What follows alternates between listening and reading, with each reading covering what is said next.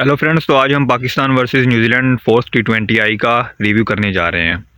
तो अगर यहाँ पर बात की जाए पाकिस्तान पॉइंट ऑफ व्यू से, जिस तरह से पाकिस्तान की क्रिकेट का ये डाउनफॉल चल रहा है फ्रॉम सिंस वर्ल्ड कप, अगर मैं कहूँ तो consecutive Pakistan has lost almost 8 matches. तो जिस तरह से ये डाउनफॉल चला है और मैनेजमेंट की नए आने से भी जो है चीज़ें वो नहीं बदली। और अगर फोर्थ T20I की बात की जाए तो न्यूजीलैंड ने टॉस जीता और इस बार उन्होंने कहा कि हम बाद में खेलेंगे और अपनी जो एक चेजिंग स्ट्रेंथ है उसको आजमाएंगे। तो वहाँ पर पाकिस्तान के पास एक अपॉर्चुनिटी थी कि एक अलग तरह का सिनेरियो था कि इस बार जो है शायद वो टोटल डिफेंड करते हुए कुछ ना कुछ कामयाबी मिल जाए, बट हमें इसके बिल्कुल अगेंस्ट चीज़ें देखने को मिली। तो अगर बैटिंग से शुरुआत की जाए तो साइम अयूब सस्ते में आउट हो जाते हैं। फिर बाबर भी बहुत ज़्यादा जो है वो रन्स नहीं कर पाते। थोड़ा सा मतलब जो इंटेंट था बाबर का, वो स्कोर करने का इंटेंट था, तेज़ी से स्कोर करने का, बट वो चलिए अनफॉर्चुनेट वे में उनका टॉप एज लगा और वो आउट हो गए। और यहाँ पर 2 विकेट जब गिरे थे तो रिजवान और जब फ़खर बैटिंग कर रहे थे, तो ऐसा नहीं था कि जैसा हम पिछले मैचेस में देख रहे थे कि बाबर के साथ मतलब कोई जो है वो साथ देने वाला नहीं था कोई बैटर। वहाँ पर ऐसा था पिछले मैचेस की अगर बात की जाए तो विकेट्स जो हैं वो कंसिस्टेंटली गिर रहे थे, बट इस मैच में हमने थोड़ा सा डिफरेंट जो है वो टेम्पलेट देखा जो मैच का है। क्योंकि रिजवान को मैं यहाँ पर बिल्कुल जो है वो ब्लेम करूँगा इस मैच में, जो लोड पाकिस्तान कामयाब रहा लो स्कोर टोटल करने में, क्योंकि रिजवान और फ़खर वहाँ पर बहुत अच्छे से बैटिंग कर रहे थे। मतलब ऐसा नहीं था कि विकेट्स बहुत ज़्यादा गिर रहे हैं। बाबर ने अच्छी पार्टनरशिप लगाई रिजवान के साथ, बहुत जल्दी में आउट नहीं हुए, उन्होंने भी 10 से ऊपर बॉल्स खेले और फ़खर ने भी 15 बॉल्स खेले। तो रिजवान को वहाँ पर साथ साथ एंकोर भी करना था और साथ साथ जो है वो कैलकुलेटेड रिस्क्स भी लेने थे, बट रिजवान ने ऐसा कुछ नहीं किया।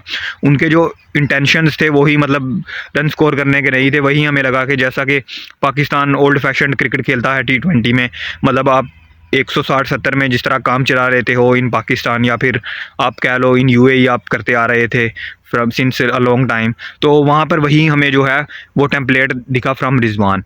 आप जब T20 में बहुत ज़्यादा मतलब आप जो है कंजर्वेटिव रहोगे तो फिर आप कभी भी जो है 200 या उससे ऊपर टोटल नहीं कर पाते। तो इसलिए वही जो अप्रोच है हमें पाकिस्तान की तरफ से देखने को मिल रही है। बाबर को हम हमेशा से ब्लेम करते हैं, बट उनका जो इस सीरीज़ में इंटेंट रहा है वो थोड़ा सा मतलब मुख्तलिफ रहा है, क्योंकि वो नंबर 3 पर आए हैं डाउन दी ऑर्डर। तो उनके जो मतलब उनके बैट से अगर शॉट्स नहीं जा रहे वो एक अलग चीज़ है, बट जो उनका इंटेंट होता है वो एक अग्रेसिव होता है और वो मारते हुए नज़र आते हैं। बट रिजवान को मैं देखकर बहुत डिसअपॉइंटेड हुआ हूँ फोर्थ T20I में। रन ज़रूर स्कोर किए हैं उन्होंने 90, बट मुझे लगता है कि उन स्कोर्स का कुछ भी जो है वो इम्पैक्ट नहीं पड़ा पाकिस्तान की जो है इनिंग्स पर, क्योंकि 158 is not a good total in New Zealand. आप कभी भी ऐसा नहीं कह सकते कि 100 जो 58 स्कोर है वो कोई भी, चाहे बॉलिंग अटैक हो आपके पास, तो न्यूजीलैंड में वो आपके पास कम ही बिलो पार स्कोर गिना जाएगा आपके पास।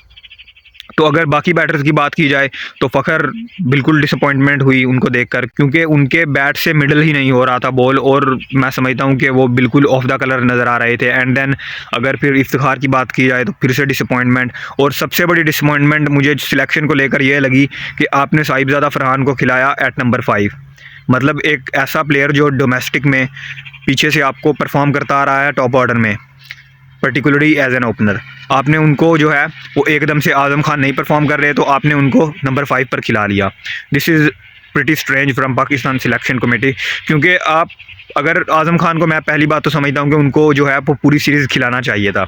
अगर आपको साहिबजादा फरहान को खिलाना था तो आप वहाँ पर रिजवान को रेस्ट देकर आप एज एन ओपनर उनको खिला सकते थे। और अगर नंबर 5 कर आज़म खान की जगह ही आपको किसी को ट्राई करना था तो वहाँ पर मुझे लगता है कि हसीबुल्ला खान को करना चाहिए था। लेकिन वहाँ पर 5 पर भी उनको ट्राई करने की ज़रूरत नहीं थी, आपको इफ्तिखार को रेस्ट देना चाहिए था।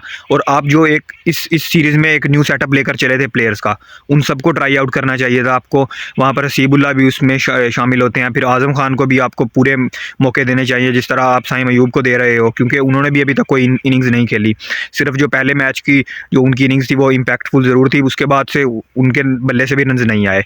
तो आपको सबको है जो वो अपॉर्चुनिटीज़ देनी है, क्योंकि अगर आप नए प्लेयर्स को सेटअप में लेकर चल रहे हैं और आप प्रेपरेशन कर रहे हैं वर्ल्ड T20 की, तो आपको उनको बिल्कुल जो जहाँ जहाँ पर ऑडिशन आपको चाहिए उनको लेना चाहिए। नंबर 5 पर आप साहिबजादा फरहान का ऑडिशन ले रहे हैं, जो कि बिल्कुल उस नंबर के प्लेयर ही नहीं। आप 5 के लिए लाए हो हसीबुल्ला को और आज़म खान को, तो आप उनका ठीक से ऑडिशन लीजिए। पहली बात तो आज़म खान को वहाँ पर ज़रूर खिलाना चाहिए था, मैं बार बार कह रहा हूँ। और अगले मैच की अगर बात थोड़ी सी कर ली जाए तो मुझे लगता है कि जो अब सीरीज़ तो ऑलरेडी हार चुका है पाकिस्तान, तो अगले मैच में मुझे लगता है कि जो सीनियर बॉलर्स हैं उनको भी रेस्ट पर बिठाना चाहिए। और जो आपकी बेंच स्ट्रेंथ है, जो आप समझ दोगे हमारी बेंच का जो है वो हिस्सा रहने वाले हैं वर्ल्ड T20 के लिए, तो उनको आपको खिलाना चाहिए, चाहे वो आमिर जमाल हों या फिर वो बॉलिंग में आपके पास अब्बास अफरीदी हों if he is fit, and then आपके पास वसीम जूनियर हों चाहे वो उसामा मीर हों। नवाज़ को और उसामा मीर को भी आप साथ में खिला सकते हो, क्योंकि सीरीज़ आप ऑलरेडी हार चुके हो। और अगर बैटिंग में बात की जाए तो मुझे लगता है कि वहाँ पर ओपन जो है वहाँ पर साहिबजादा फरहान से करवानी चाहिए विद साइम अयूब। रिजवान को आप रेस्ट दे सकते हो। दैन 3 पर बाबर इज़ ऑल राइट।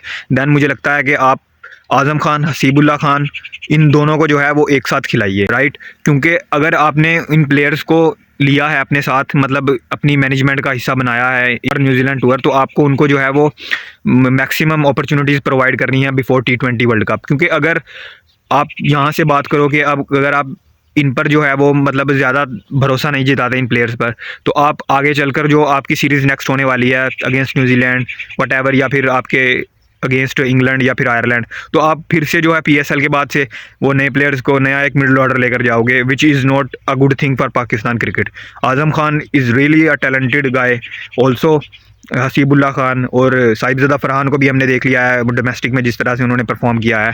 तो आप इन प्लेयर्स को अब मैं यही चाहूँगा कि मैक्सिमम अपॉर्चुनिटीज़ दीजिए और उनसे जो है वो बेस्ट लेने का, मतलब किस तरह से आपको बेस्ट निकालना है उनमें से, वो आपको देखना पड़ेगा। उनको जो है वो आपको जो सीनियर प्लेयर्स हैं उनको आगे पीछे करके या उनको रेस्ट देकर आपको एक T20 वर्ल्ड कप की टीम तैयार करनी है। क्योंकि बट आपके पास एक या दो मिडिल ऑर्डर में या फिर एक फिनिशिंग रोल के तौर पर या फिर एज एन ऑलराउंडर जो एक वैकेंट स्पेस बचती है, वैकेंट स्पॉट, तो वहाँ पर आपको जो प्लेयर आपको बेस्ट लग रहा है और आप जिस पर आपको भरोसा जिताकर जिस पर आप इन प्लेयर्स को लाए हो, तो उनको आप मैक्सिमम अपॉर्चुनिटीज़ भी प्रोवाइड कीजिए।